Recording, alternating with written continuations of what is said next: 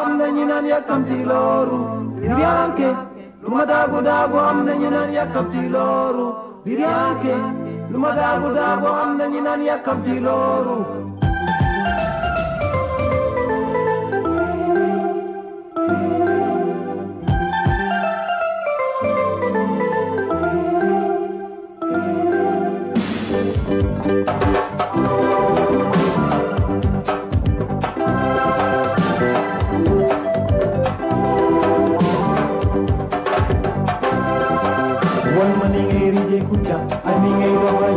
jongama ya daru gis ngeen ba may ni rek wallah jaar jongama ya daru ya ko te gis ngeen ni may doxé jongama ya daru muskanda tamanya ajanda ne jongama ya daru musukaka ibolo ki tamburin tama jongama ya daru iki mo nunu jambo jongama ya daru ikaw wamuntu kusala nambo jongama ya daru tu me regardes déambuler je te réponds par un sourire mon bongo romantisé t'as saoulé sans pour finir ainsi va la vie ainsi va la vie ainsi va la vie ainsi va la vie watengel na monne watengel na monne wache sik na monne wache sik na monne wabani na monne wabani na monne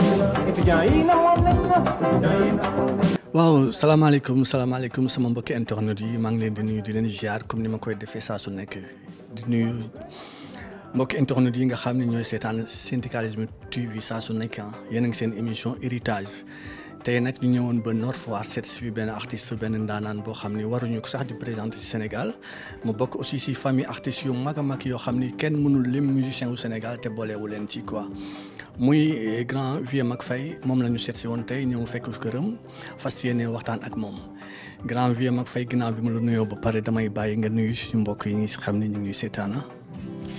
Merci beaucoup di la dalal As di la wax bienvenue di wax di nuyu sa mbokk internet yi di leen wax daal voilà ñu ngi nii on espère tout simplement qu'on fera quelque chose de bon inchallah. grand Vieux Mac Faye li ma lay njëkk laaj mooy kan mooy Vieux Mac Faye fan la juddoo fu mu yaroo fu mu màggee fu mu cosaanoo. xanaa déggul man sama carte d'identité la. lan moo la dugal ci musique.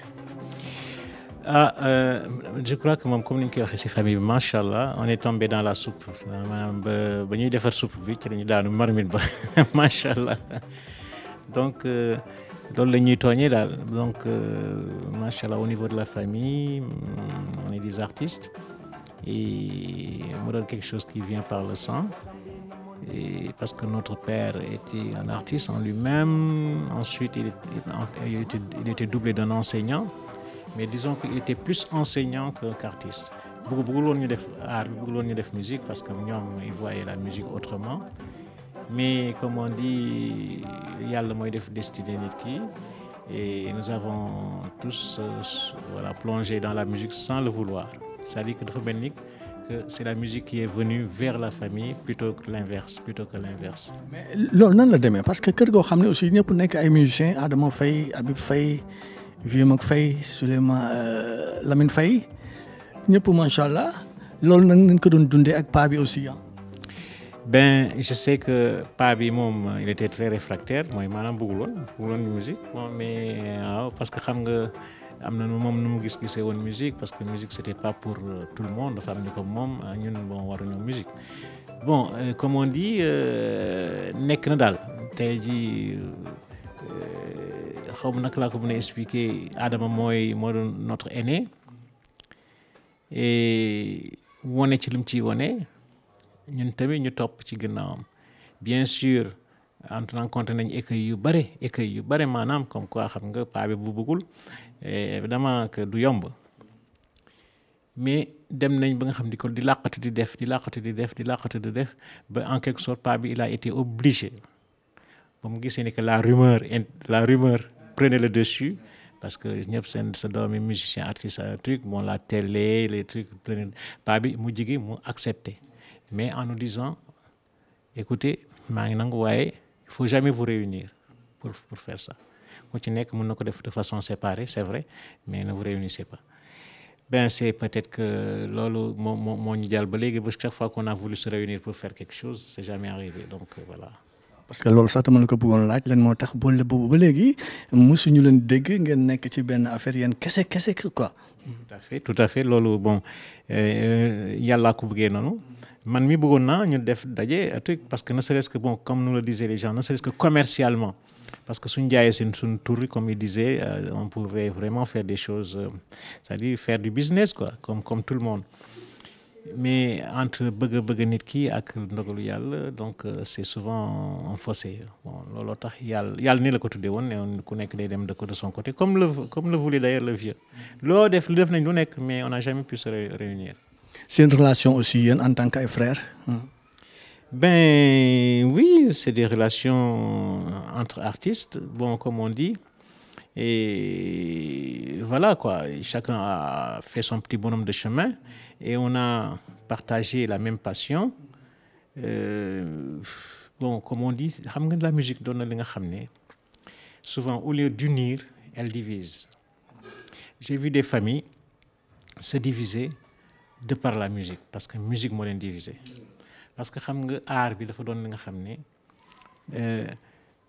si tant soit peu nga jiital sa ego rek maanaam sa bopp rek doo bëgg ku tàccu keneen yow da ngay bëgg yow rek ñu lay tàccu c'est naturel c'est humain quoi nit moo mel noonu alors soo nootul sa intérieur sa moi sa moral donc da ngay nar a tomber dans les travers dans les mêmes travers yi dal yeneen famille yi nga xam ne dañuy def musique mais en se cognant dessus bon c'est ça mais alhamdoulilah rabbi alamin sant yàlla bu baax ça n'a pas été notre cas et puis bon chacun a volé de ses propres ailes et puis voilà on en est là quoi machallah. Lamine moom il paraît mi ngi toujours Paris et j'espère que mu ngi féex bu baax parce que déggoon nañ aussi tawatam yaa ngi am nouvelle am yéen a ngi déggoo nu mu def. Bien sûr, Lamine Delosina, il est là, il est en train de voilà, Lamine xam nga bon moom aussi comme tous les artistes, il a son monde quoi. Bon, maanaam un monde artistique bi nga xam ne loolu c'est pas tout le monde qui peut comprendre ça. Il a sa façon de faire, il a ses manières, il a sa petite vie bon et bon voilà. Mais il est bien là et puis bon il projette de faire encore des choses xam nga Lamine moom c'est un génie bon machallah donc il projette de faire des choses en silence nag bu boolewu ci coow bon ben voilà on attend tous voilà que ça se concrétise quoi inchallah. Habib aussi loo ñu mën a wax ci moom parce que wax dëgg yàlla ndaanaan la woon boo xam ni kenn du ko lam-laame mu def fu nekk ci àdduna doon taxawal aussi Sénégal fu nekk waaw et puis nekkoon suñu fierté aussi voilà man wax dëgg yàlla suma grand la woon quoi suma xarit la woon daf ma doon conseiller tout le temps donc mu nekkoon ku baax. Habib du woon en fait comme ni ma ko yàgg waxee du woon quelqu'un rek bu jaar nii moi je crois que comme nañu wax c'était un messie maanaam yàllaa ko yónni woon pour mu def sa mission bi def na ko dem na. Comme tous les génies, il laisse toujours des traces. Alhamdoulilah rabbi alamin, c'est des traces positives parce que Habib ñëpp a ngi koy jooy ba tey ñu ngi may jaale Habib te ça fait longtemps quand même ça va faire un certain temps ba mu demee ba léegi. doon na mbiru yàlla nekk na mbiru yàlla te xam ni que noonu la moi je dis que chacun a sa mission et Habib a fait la sienne il est parti. Et j'espère tout simplement que le Sénégal lui sera reconnaissant comme si tu veux le font individuellement les gens parce que nit ñaa ngi koy tuddee lu nekk fii di ko defal ay hommage di ko defal ay affaire di ko tuddee ay beaucoup de choses daal bon j'espère que le Sénégal dans son intégralité c'est-à-dire en tant que nation lui sera plus redevable voilà. waaw maa ngi gis aussi doom ji Yeye Faye waaw mi ngi def ay affaire extraordinaire aussi loo ma mën a wax si moom tuuti rek Yeye moom c'est un phénomène c'est un phénomène machallah machallah ah mais tu n'as pas tort parce que Yeye man mi nga xam ne maay bàyyam sax je te dis, j'avoue qu'il sort de l'ordinaire. Je sais qu'il sort de l'ordinaire. Dafa jaar sama loxo. Il a été formé donc aux variétés nationales et internationales. Bon, comme on dit. Et dans le jazz aussi, comme si c'est man, c'est samay loxo un peu dans le jazz. Et tout, comme on dit, il a gravi très vite les échelons. Machallah. Et il s'est émigré vers la France, perfectionner ses études. Il avait de bons professeurs de piano, machin. Et puis, c'est un génie, tu sais. Comme nous ñoy garabu piment wex na de waye doom yey wex gëna wex. Donc c'est un peu le cas de machallah, et yalla nako yalla la fal cat, et il est prospère là où il est. Donc voilà. D'accord. Mais légui suma joggé fofu mo bëgg ñu wax tuuti ci industrie musicale du Sénégal, hein? Parce que ku nekk xam na ni moment bi ni dafa sooxee la gars yi di wax, amatul ay tànk amatul ay mbagg, donc ku nekk da ngay def n'importe quoi ba boo xoolee sax yenn musiciens yi nga xamante ni donc bëgg nañ ko te gëm nañ ko dañuy préférer sax dem si biti dem toog fa waaw. Comme Kaaw gis nga yéyee mi ngi si biti mu nga toog boo xoolee ay ñoom Zano ñoom Sambalaw gars yi ñu bëri ñu ngi si biti toog nangootuñ Sénégal parce que nee nañ Sénégal musique amatu fii, et puis respect bi ñu la war a jox doon la ko jox. Affaire yi jaarul ci yoon. Yow en tant que grand boo xam ni yàgg nga fekkee nga démb macha allah aussi fekkee nga tey lan nga nu ci mën a wax ak nan nga yaakaar ni buñ ko defee affaire bi mën na tegu fi mu tegu woon quoi. Gis nga As ma wax la une chose, man mii tey jii su dul woon dara man tey jii du ma nekk Sénégal. Parce que en fait par rapport à l'extérieur, l'industrie musicale au Sénégal c'est que dalle. Parce que tout simplement dafa am ay affaires yi nga xam ne yu ko lu mu laaj yi nga xam ne ñu war ko jox te joxuñu ko la musique. Parce que soo nee musique industrie mooy maanaam pratiquement lu ko mën a jaay, lu ñu mën a defaree affaire bi togg ko ba mu mën a jaay ba mu mën dem. Balaa ngay wax industrie day fekk nga am marché. Marché bi ça vient après l'industrie. D'abord il faut d'abord que avant industrie bi di ñëw sax nga am pépinière. Pépinière bi mooy les artistes eux-mêmes. ñu nekk fii nga xam ne ñu ngi def pépinière am na, il faut le dire, il y a des talents extraordinaires au Sénégal, mais encore une fois le seul talent ne suffit pas, comme ni ma ko yàgg wax. Il faut que ñu améliorer seen bopp à travers des écoles, à travers des administrations, à travers beaucoup de choses pour que l'individu puisse exceller en dehors de ses simples talents. Talent am na da nga koy judduwaale dëgg la, mais il faut nga persévérer ko, c'est-à-dire que talent bi fa nga koy jël togg ko gën ko ñoral. À titre d'exemple dama lay jox rek par exemple ne bokk nga ak nit classe, composition bu ñëwee toujours yaa koy raw, moom toujours day jël am na fu mu jël 20e wala 30e wala tout. Pourquoi yow toujours nga koy raw? Tu t'es pas posé la question? Vous avez le même programme, le même enseignant et tout.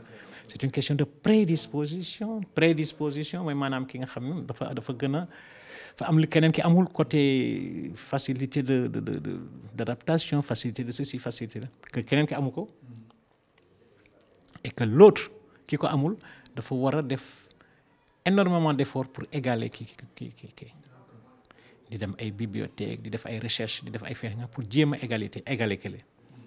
Yéen a bokk classe pourtant, mais seen prédisposition mu dul benn. Musique bi tamit noonu la mel, il y a des gens qui sont prédisposés, ki nga xam ne am nañ li nga xam ne jàng ngeen même classe wala ñàkk jàng même classe, mais vous avez fait la même école, souvent l'école de la rue, mais dafay am ñi nga xam ne ñu am prédisposition yi nga xam ne yow amuloo ko wala quelque chose comme ça, et que ki ko amul dafa war a wuti nag ay ki école wala truc pour mën a égaler ki nga def. C'est ça.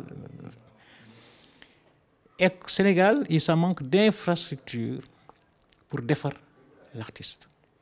Il faut le dire sérieusement, pour defar ay trucs. C'est pas pour rien qu'aux États-Unis il y a des universités de musique. Est-ce que gis nga université de musique au Sénégal? Le jazz bañ ko commencé jouer ba léegi ay Miles Davis, ça fait ay 50 ans 60 ans gars yi di jouer di jazz bi nga xam ne ba léegi ñemewuñu ko laal ñun. Est-ce que vous expliquez, vous comprenez pourquoi? Loolu du caaxaan de. Depuis 60 ans gars yi 70 ans sax gars yi ngi def jazz boobu tey jii ñun ñemewuñu ko laal. ba léegi ñemewuñu ko laal ñun.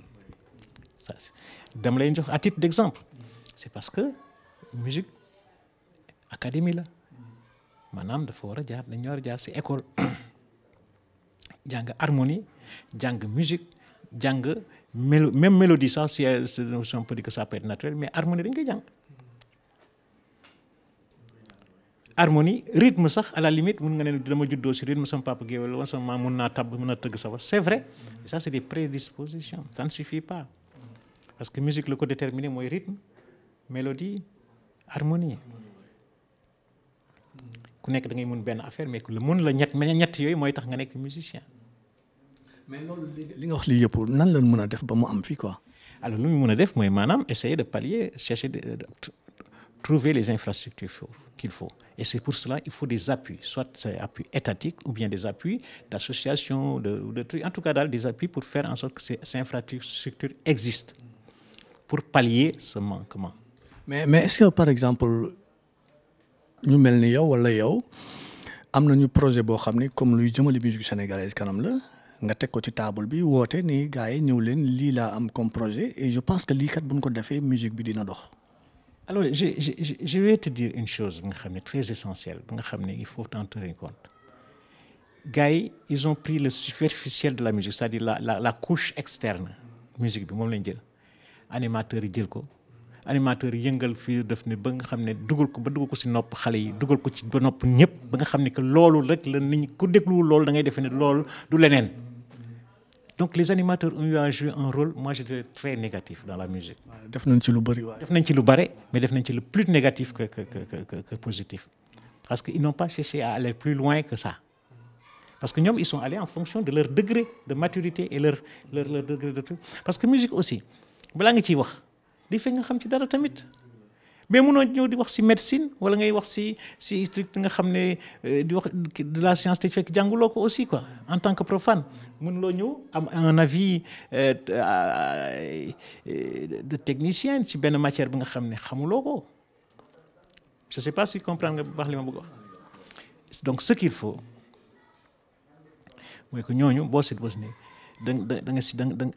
il faut essayer de mettre d'abord les infrastructures te ku mën a nekk def infrastructure ça demande des moyens te en général ku am moyen fii c'est l'État donc état bi na dimbale artistes yi sur ce plan à mettre les infrastructures faut pour que les élèves pour que les artistes en herbe wala kii mën a devenir des artistes pleinement alors da nga wax industrie xam nga yegguñu ci industrie déjà maa ngi woon ci pépinière bi première partie bi nga xam nga balaa en plus il faut un marché kan mooy déglu yow su fekkee ne structure bi da nga yem ci superficiel bi maanaam mbalax meek ak ces rythmes les gens dansent les gens s'amusent rek nga ne yegg na vraiment il nous faut plus que ça vraiment moi je dis que pour man il nous faut plus que ça maintenant il s'agit d'aller au-delà dem nañ ba nga xam ne animateurs yi dem nañ ba yàq mentalité yi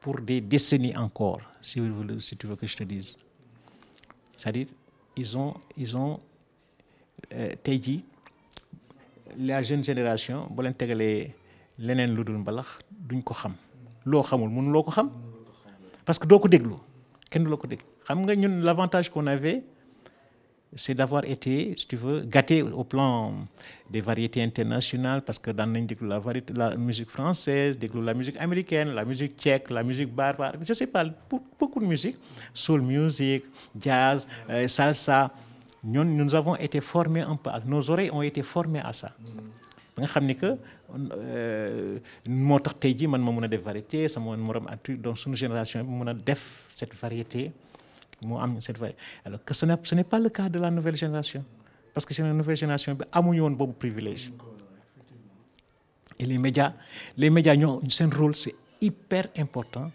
dans le développement musical de ce pays et je dirais que les médias ont failli terriblement mais au détriment de qui c'est le Sénégal qui perd encore une fois bu ñu croire ni que man damay critiquer pour le plaisir de critiquer je pèse bien mes mots si les médias ont failli culturellement alors ce qu'il faudrait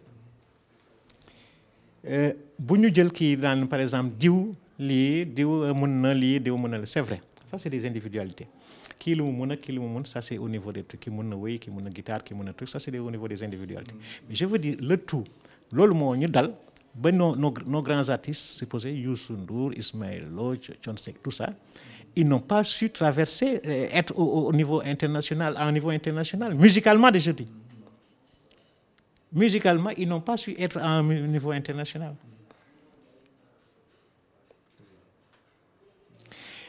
Il y a une chose,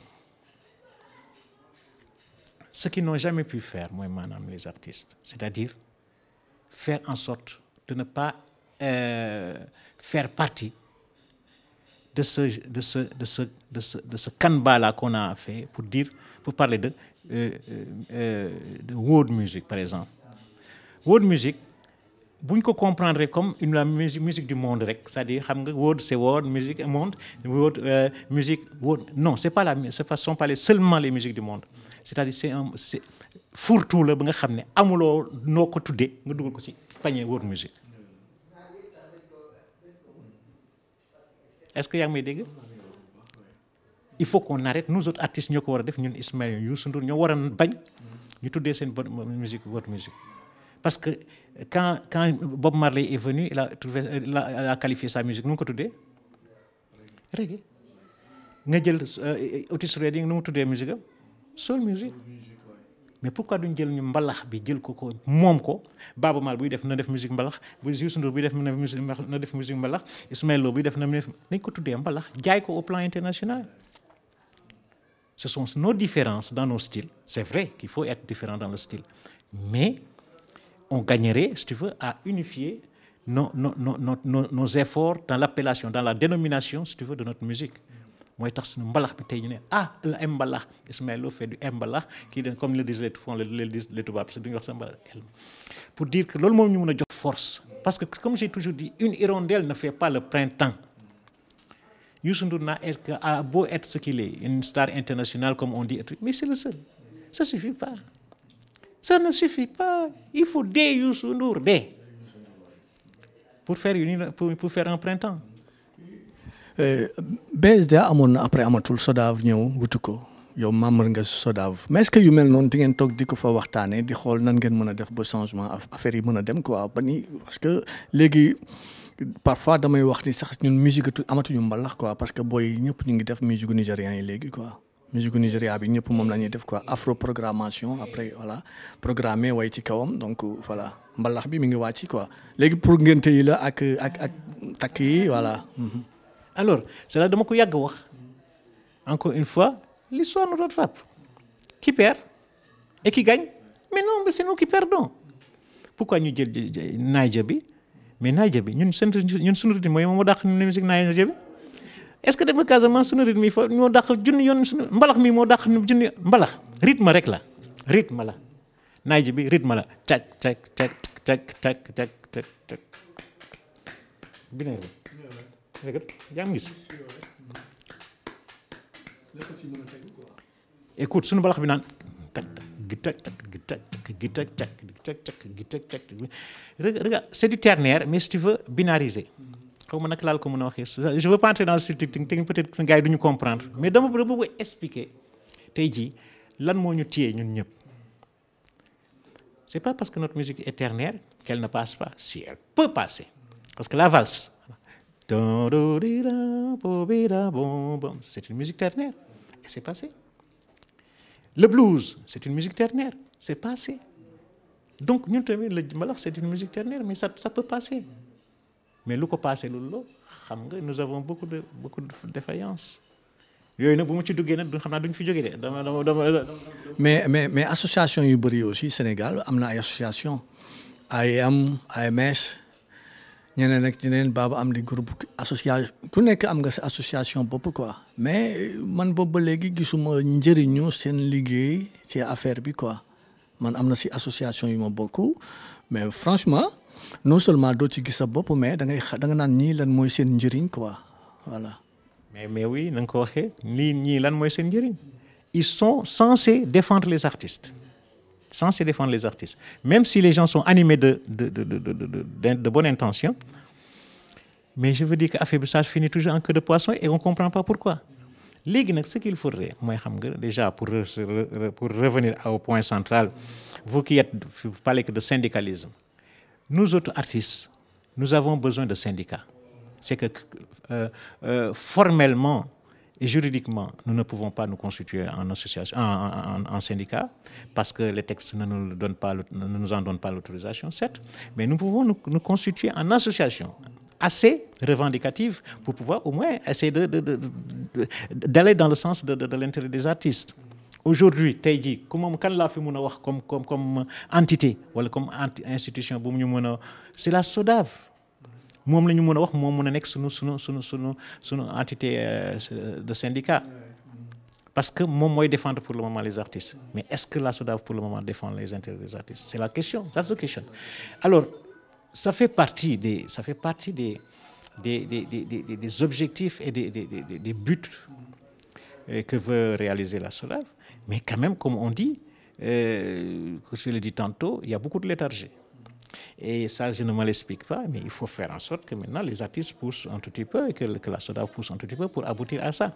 Parce que, xam nga sànq da nga waxu industrie bi.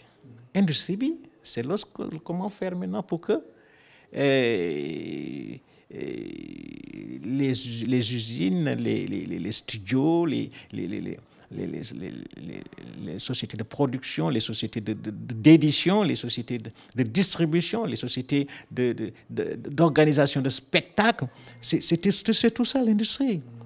Et pour que loolu mu dox, il faudrait d'abord qu'il y ait à la base lu ma la wax pépinière bu mën a am lu mu envoyé. Et su fekkee ne par exemple l'industrie comme nuñ ko waxee doxul au plan des infrastructures dafay métti doxloo. Par contre, il y a des percées. Je dis bien il y a des percées. Il y a beaucoup de percées aujourd'hui. Le monde du rap. Les rappeurs sont parvenus à faire une chose, à utiliser la machine informatique yóbbu ko à un niveau international. C'est tout à leur honneur. Mais là où les rappeurs clochent, c'est-à-dire que par définition, un rappeur, c'est déjà un poète. En général, on ne les classe pas comme des artistes musiciens. Mais c'est souvent des gens qui ont le texte, qui ont le verbe, souvent très fort, et ils sont respectés comme tels. En général, ñooñu dañuy jël des musiques autres que la leur, que les leurs sax laa war a wax.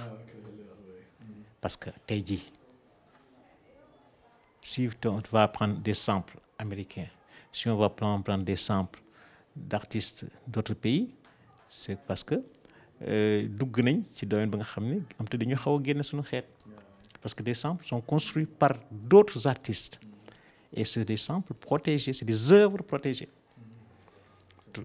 Alors, comme on protège ces œuvres-là, de la même manière que nous les protéger, nous devons faire que nous tamit, au final, c'est une œuvre en mettant leur texte, leurs paroles, ci kaw musique, faire en sorte que le tout soit bien protégé. Bokay, malgré tout cela, leen fi wax lépp, Viviane dem am benn ndam ci biti ñoo andi ko. Xam nga est-ce que Viviane musique sénégalaise lay def?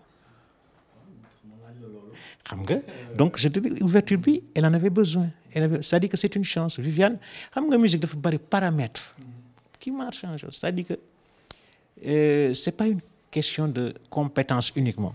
C'est une question de chance, beaucoup de chance et surtout de soutien. Parce que Viviane, il faut dire que déjà elle est extraordinaire, elle a une voix extraordinaire. Donc il n'y a rien à dire. Base bi dafa baax na, musique bi baax na, chanson. Man j'ai eu même à la féliciter, bon, un truc, parce que envoyé naa ko texto pour lui dire, écoute, vraiment, je suis très fier. Je suis très fier. Et loolu, c'est tout à l'honneur du Sénégal. Mais ñaata Viviane moo am. Je dis qu'une hirondelle ne fait pas le printemps. Nous, il nous faut encore, on a du chemin à faire. Il faut ñu am ay Viviane ou bien Viviane ñëwaat encore ak ñu nominé ko mu dem gagner en plus mu dem deux fois trois fois ñun mu am une émulation vers le monde de la chanson sénégalaise gars yi tourner seen braquer seen caméra yi si ñun muy suñu chance aussi C'est ça l'avantage qu'on peut avoir. Bon, en tant qu'artiste, on a léegi ñu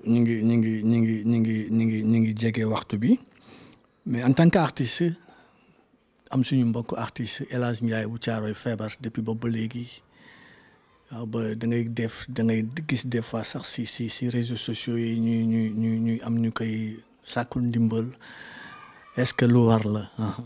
warul dafa war a jeex loolu dafa war a jeex parce que El Hadj Ndiaye encore une fois je ne parle pas de sa personne uniquement mais je parle de ses œuvres. El Hadj Ndiaye aujourd'hui tous les jours nga entendre ses œuvres à la radio mais en ce que ça peut constituer en droit d'auteur normalement ça aurait pu faire quelque chose. El Hadj Ndiaye morceau musique même dafay ay générique la ay générique en chanson de trucs si au niveau des radios à trucs à titre d'exemple laa la jox de en plus dañu war a arrêter di wax dimbale artistes yi di wax dimbaleen dim parce que il y a des mécanismes de protection des artistes tant au point de vue sanitaire qu'au point de vue législatif, au point de vue au niveau du travail proprement dit. Au niveau de la législation, par exemple, les statuts de l'artiste, ça a été voté à l'Assemblée nationale. On attend le décret d'application. Ça adopté le décret d'application. Mais pour que les artistes musiciens puissent commencent à devenir des artistes, enfin des travailleurs pleins. Ce que ça demande, moi, maintenant encore une autre mentalité, parce que ce qu'il faut, moi, il faudrait que yow artiste bi mun nga jëlee ko statut troubadour yóbbu ko statut artistique yóbbu ko statut travailleur. Xam nga fii on prend l'artiste comme un troubadour nga ñu ne mooy ba jël xaalis may ko nekk waaye yow bu ñaa ngi sonal à la limite mais il faut que ça arrête. Il faut que ce n'est pas ça le rôle de l'artiste. Mais comme par exemple, il y a beaucoup de gens qui vivent superficiellement. De les mais auto, mais le cœur, que tu vis bien de ton art. Tu ne vis pas bien de ton art. Vivre de son art, c'est lorsque cet art-là peut produire à travers les œuvres. Parce que ce sont les œuvres que l'on protège. Bon, vieux mag fay artiste, vieux mag fay greffier. Non mëne won bolé ñaar yoyu. Parce que ñaari liggéey la yoo xam ne bii dafa jaar ni bële jaar na le voilà nekk intellectuel greffier xam nga nekk aussi artiste musicien. Il faut dire que yombul parce que da ngay sol sa robe sax nga gis gars yi di la xobatu moom la ak du moom xam nga quelque part moi je suis d'une nature déjà très timide man bon mais c'est ainsi yàlla daal dimbale na ma ba nga xam ne que bon on a pu gérer. Encore une fois j'en profite pour rendre hommage à l'administration sénégalaise qui m'a laissé faire, qui a fait vraiment fermer les yeux sur beaucoup de mes conneries. Parce que art bi ak truc bi vraiment il faut le dire ce n'est pas très compatible. Parce que bu ci nekk ak ay exigences mais vraiment c'est parce que aussi j'ai eu des ministres qui ont eu à vraiment être très compréhensifs et administration de la justice carrément avec vraiment Yom Kandji ñi vraiment ñi fi nekk ñi avec bon beaucoup Yom Maître Gomis Maître Guissé, des gens qui ont été vraiment d'un apport certain à ce que par rapport à ce que je suis devenu aujourd'hui parce que ils auraient pu me créer me mettre des bâtons dans les roues te duma ci mun dara. Mais vraiment, ils ont compris. Ça, je tiens à les en remercier, quoi. Vieux mag ban conseil ngay jox Sénégalais yi dëkk bi tar na métti na élection yi bu ñëw jeunesse bi loo ci wax ak ban conseil nga mën a jox ak élection yi nga xam ne aussi moom lañ dëgmal voilà lan moo ci sa xalaat quoi. Alors là où nous sommes, tout le monde parle de l'Afrique, de l'unité de l'Afrique. Il faut le dire, le monde a changé. Le monde a changé. Sodome, il est même plus évolué que toi, beaucoup c'est là. parce qu'ils ont eu à bénéficier de certains appareils électroniques, de certaines choses nga xam ne yow amuloo woon cette chance-là. Et par exemple, l'Internet, c'est un facteur très essentiel dans l'éducation de l'individu, s'il le prend du bon côté. Alors, donc, je dis que le monde, comme il change, eh bien, il faut que les choses changent. C'est-à-dire que les gens s'adaptent maintenant au bon vouloir des populations, des jeunes populations. Par exemple, aujourd'hui, les populations veulent ceci, eh bien, que les autorités, quelles que puissent être les autorités, que ces autorités-là s'attellent à ça, quoi. Moi, je dis que le monde doit changer à tous les niveaux.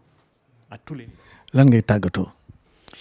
Eh bien, je vous dis tout simplement, jërëjëf, et puis peut-être que le débat est très court, parce que le ma bëggoon wax yëpp waxuma ko, mais quand même, j'ai pu dire l'essentiel. J'espère que je serai bien compris, Inch'Allah. Sant Yàlla di leen jaajëfal yéen vraiment yéen le site Syndicalisme TV. Yow Paas vraiment gis naa ce niveau culturel les questions sont de très bonne facture et que bon aujourd'hui dañu war a bàyyi table bi dem vers l'essentiel et puis vraiment xam ni que on est voilà, comme j'ai dit, le monde a changé, il faut changer avec, voilà. En tout cas jërëjëf kontaan nañu trop ci dalal bi ñu lay jaajëfal di la remercier et puis di la wax bonne continuation aussi ci carrière bi mbokk yi li ma doon seen émission héritage ñu ñëwoon tey Nord Foire doon nañ ko présenté fii ci kër Vieux Mac Faye ma leen di jaajëfal Pape Talla suma caméraman ak suma monteur di leen jox dig daje ci beneen émission ak beneen invité jaajëf.